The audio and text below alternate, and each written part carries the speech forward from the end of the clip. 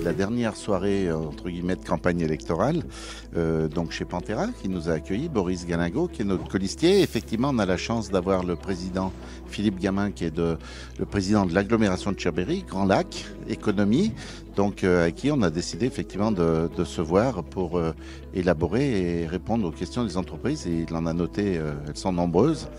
Et donc on sent, même si on a un territoire avec une base solide, il y a quand même des grosses failles à combler. Voilà. Première impression, la diversité en fait de personnes et d'entreprises, de types d'entreprises qui constituent cette équipe et qui est très représentative des entreprises qu'on peut avoir en Savoie. Et puis bien des entrepreneurs engagés.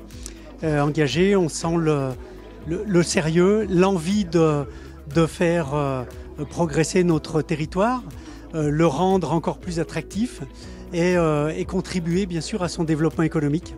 Alors la liste, elle est multiple et variée, beaucoup de secteurs d'activité, et c'est ça qui est enrichissant.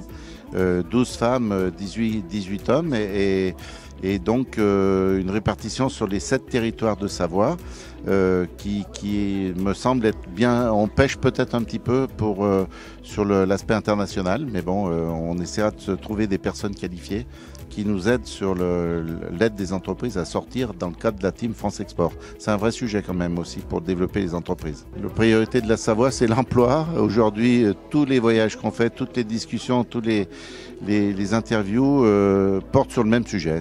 J'ai pas les équipes pour répondre à la demande client, et donc comment faire pour éviter que les gens ferment leur activité parce qu'ils peuvent pas ouvrir leur restaurant, qui ne peuvent pas faire des chantiers du bâtiment parce qu'ils n'ont pas le personnel pour le faire, au-delà des pénuries de matériel, et que c'est un vrai sujet. Il faut qu'on travaille à voir comment il faut le prendre. Oui, on se rejoint et on a tout intérêt à travailler ensemble et d'une manière très resserrée, parce que l'agglomération Grand Chambéry délivre des services publics qui servent aux entreprises. On a la compétence développement économique, donc on se doit de développer cette compétence, mais aussi c'est mettre en place les infrastructures pour accueillir les entreprises d'une part, mais aussi les salariés, les collaborateurs dans ces entreprises du mieux qu'on peut, et toujours dans un souci d'attractivité et de bien vivre sur ce territoire. Maintenir la qualité de vie sur ce territoire, cette partie du territoire de la Savoie qui est Grand Chambéry, est extrêmement important, et mettre en place les bonnes stratégies, les bonnes stratégies politiques, les bonnes décisions pour anticiper les besoins de ces entreprises et les besoins des collaborateurs. Ça, c'est extrêmement important. Et ça passe par un échange, ça passe par une écoute précise de ce qu'ont à dire ces entrepreneurs-là.